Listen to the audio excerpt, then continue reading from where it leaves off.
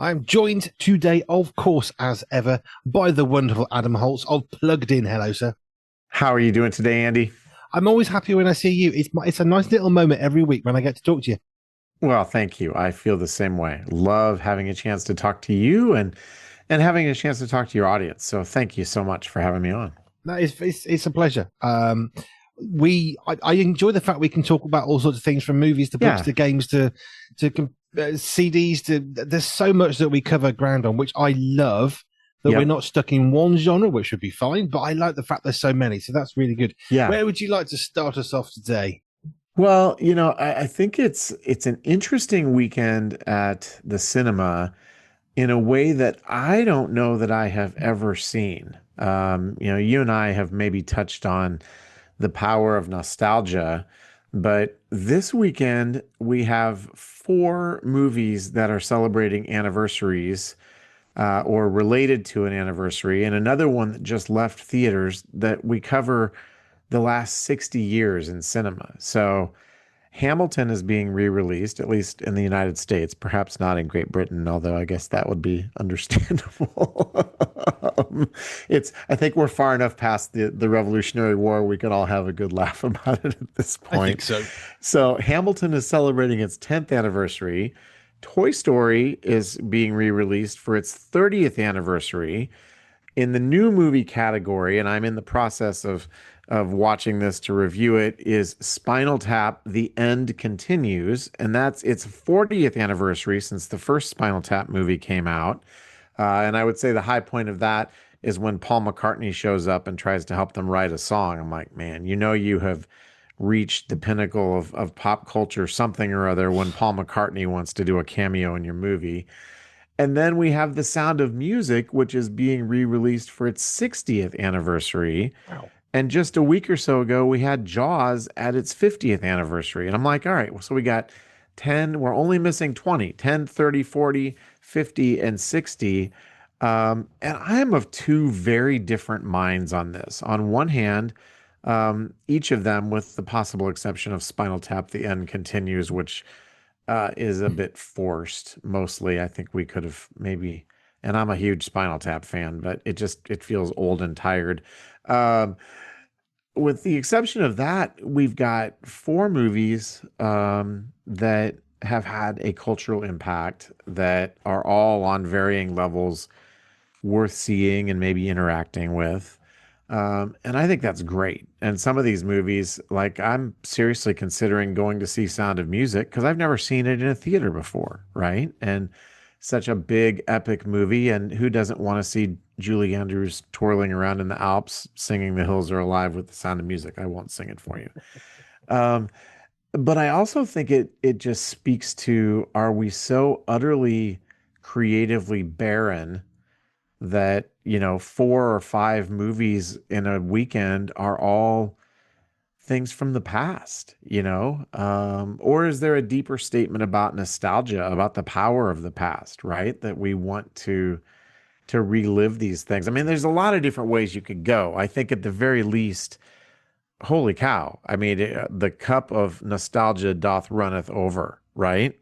It's pretty crazy. I don't ever remember a weekend at the movies like this one. I'm with you on that one. The Sound of Music.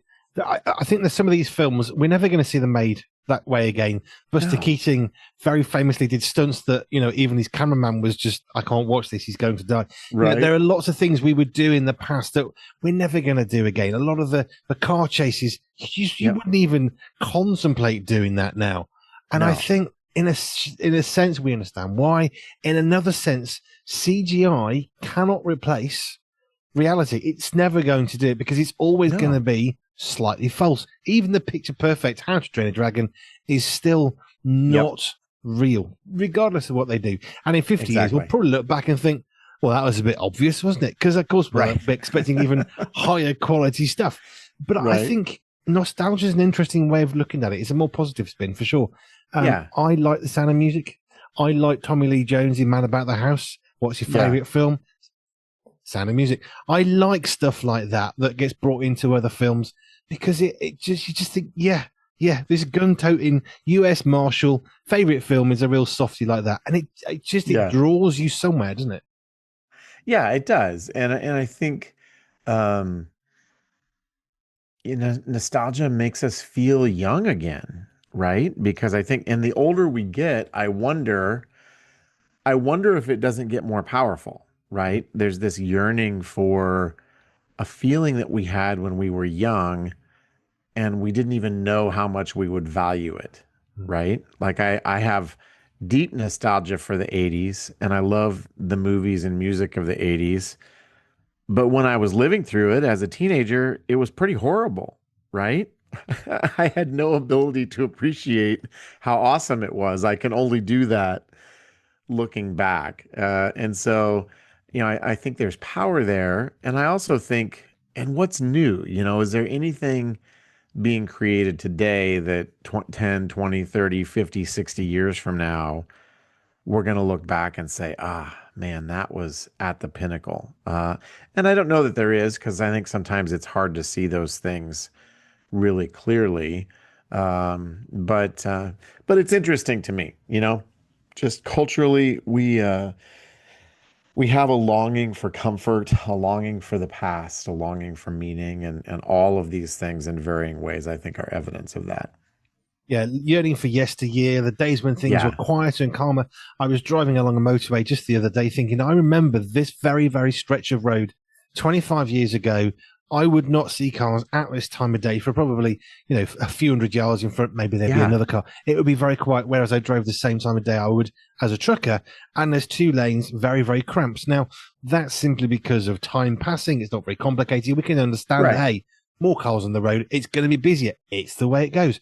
When it comes to movies and films, it doesn't work the same way because as we go along, it isn't just getting a bit busier. Actually, some of the new movies they're too much.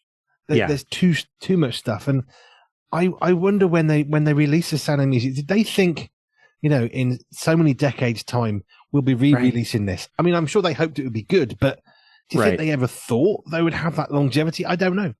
No, I don't know that they did. I mean, how could you, right? And even up to, I'm going to switch gears slightly, but even right up to the release of Star Wars, they didn't know if they had a good movie that anybody would want to see, Yeah. right? And I've probably quoted her before, but I had a screenwriting class years ago with an ex-Catholic nun named Barbara Nicolosi who left that calling and actually moved to Hollywood to help Christian writers create stories that reflect and influence their faith, but within the mainstream. So she founded an organization called Act One for Hollywood. I don't think she's with them any longer, but she's an absolute firebrand. She's a hoot. Look her up, Barbara Nicolosi. But I took a screenwriting class with her, and she said, "Look, if Hollywood knew how to make a hit movie, they would make one every time." And that's always stayed with me. It's like there's a bit of magic and serendipity when something actually just works. And I can look at something like The Matrix, the Wachowski, at that point, Wachowski brothers, who of course now are now the Wachowski sisters. um, as far as I'm concerned, tons of violence, but amazing movie. And then the next three that followed just failed to get there. So you can capture lightning in a bottle once, but that doesn't guarantee that you're going to be able to do it again. Which I absolutely agree with. Matrix 1, brilliant. 2 and 3, yeah, okay. There's only so many repetitions of the same character Right. replicated that it got to a point of, this isn't a movie. Now this is just silly. No, now it's just silly. Sometimes less is more. And actually, one Mr. Anderson Yeah. and, one Agent Smith were way more interesting than 5,000 Agent Smiths Yeah. chasing Mr. Anderson. No, I completely agree with you. So that's some of the harking backwards stuff that's coming out. Yes. I was just thinking as you're talking about that of Mary Poppins, because Yeah. Mary Poppins 2, Emily Blunt, of course, took that role. I'm there, like, almost nervous, biting my fingernails, thinking, are they going to pull it off, or are they going to Yeah. trash another amazing of its time Yes. film and destroy it? And actually, I think very much so, Emily Blunt took on the role perfectly, and I think it was a Yeah. great success. It's not always like that, though. It's not always like that. And even, the one thing that it doesn't necessarily fit my neat formula perfectly. But the biggest movie release this weekend is Downton Abbey, the grand finale, and so even that is almost 20 years old. That gets close to slotting into my 20-year spot after 6 seasons on TV, and then this is the third movie. And um, probably if you know about Downton Abbey, you know this thing's coming out, and it's this ensemble cast about Downton Abbey, the Crawley family, and so you've got the aristocrats having aristocrat problems, and you've got those who are the worker bees having worker bee problems. But in the end, we all just have to help each other and love each other and get along. And that's my summary of the entire Downton Abbey franchise right there. It's, latter day Jane Austen, only not quite that good. So, That's fine. I have to confess, never seen Downton Abbey. I think I recognised one of the actors one time and thought, huh, yeah. I like yeah, period dramas. I really like period dramas. However, I don't know why that one has done nothing for me. Never watched it, never tried to. Just think, huh, yeah, yep. okay, that's fine. Maybe in 10 years, maybe in 40 years, I'll be wanting to watch it. Right. I mean, who knows? But even period pieces, it's the same idea, right? We want to go back and revisit this time from the past. So I wonder if, and I haven't thought through this ahead of time, so I'm now completely just free associating in our conversation.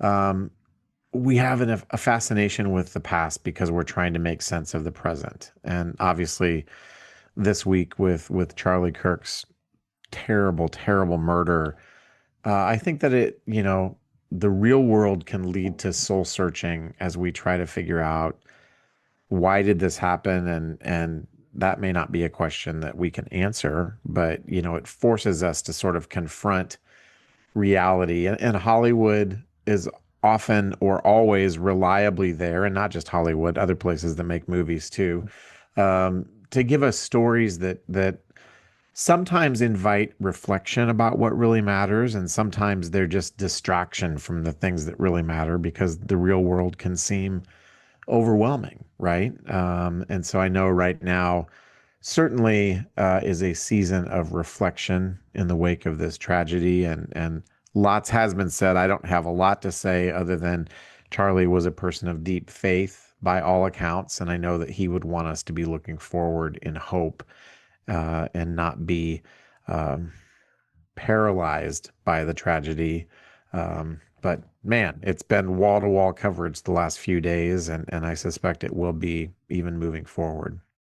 I think I'm going to touch briefly on this one because one of the things I tried to come up with a way of talking about this on air because 9/11 happened the very day after Charlie Kirk's murder. Yeah, And yeah, I never thought in my lifetime I would have to see something that in some way seemed to begin to overshadow the memory of 9/11. But as I yeah, went through the social media, all I could see was Charlie Kirk, yeah, memories of him. And I barely saw any recognition of 9/11. And that in no way means it's not important. It doesn't mean to say we right, shouldn't remember it. Absolutely, we need right. to. It's important. But I think I was just shocked at the murder of a man somehow has actually overshadowed in some way the loss of the Twin Towers, nine Yep, 11 all those years ago. And I think that sums up something of it. And I think the one thing that I really have seen with digital stuff, which is kind of our wheelhouse, is the fact that on social media, we've seen polarized opinions. Yeah, we can expect that. But actually, what we're also seeing is real sense of mourning and a real sense of laughter. And I just think, how can those two go together? yeah, That cannot be right. That just speaks of a really bad place in this world where yep, people think it's funny at all. This is a yeah, father, this is a husband, this is a son, this is yep, somebody who's had their life taken. Um, yeah. yeah. Where'd you go? Yeah, well, and it prompts me to think of a passage of scripture that I've talked about a lot over the years as it relates to our interaction with media. And that's Ephesians chapter 5, verses 15 through 17. It says, "Be very careful then how you live, not as unwise, but as wise, making the most of every opportunity because the days are evil. Therefore, do not be foolish, but understand what the Lord's will is." And I think that the phrase in the NIV that's translated "be very careful" is actually a super loose translation of a Greek word, and I'm not a Greek scholar. It's either blepo or blepo, but the King James translates it walk circumspectly. And if you look at it literally, it means see then how you walk around. And so that as we make our way through the world, we want to be people who are paying attention to the realities of the world because there's much evil afoot, right? And I think that we have seen that evil absolutely displayed this week. But what are the opportunities that God is inviting us to step into as people of hope, as people who have the only answer to the abject, just I think failure of meaning and purpose that we see in the rest of the world, and that He wants us to be people who carry that message. And so I want to be a person of hope, even amid horrible tragedy. But it's not easy sometimes because we just can't always make immediate sense of the losses that we have seen and experienced. So anyway, I'll stop with my sermon right there, but I love that passage because I think it gives us a lot of perspective. I think it also feeds into the very reason why we do these, because we should be cautious and careful of where we go. Yeah, And of course, exactly. when there's a time of sadness, we look back. We always think of all that meal I used to have when I wasn't very well as a little boy. We like to look back to times of joy, but we Yeah. also look to our screens, our TVs, Yep. listen to music. It's where we go to, I suppose, in a sense, to try and process what's going on by distracting Yeah. ourselves and taking ourselves out, which, Yep. you know, obviously brings back to Plugged In, is why I value the work that you guys do at Plugged In, because actually we're going to want to do stuff to process, and therefore Exactly. we need to be cautious about what we're doing. And that's where Plugged In comes in, because you guys are saying, look, be aware of these films, be aware of this Yeah. music. You know, maybe you like it, maybe you won't, maybe this is a problem, maybe it isn't. But hey, at least you can be informed before you walk in. And that's something that I really love and respect. Yeah, and that sums up exactly why we do what we do. I couldn't have said it any better myself, and so I would just commend pluggedin.com to your audience's attention. And of course, we're a ministry of Focus on the Family. Adam, thank you as ever. You bet. Thank you, Andy. Always enjoyed talking with you. Always.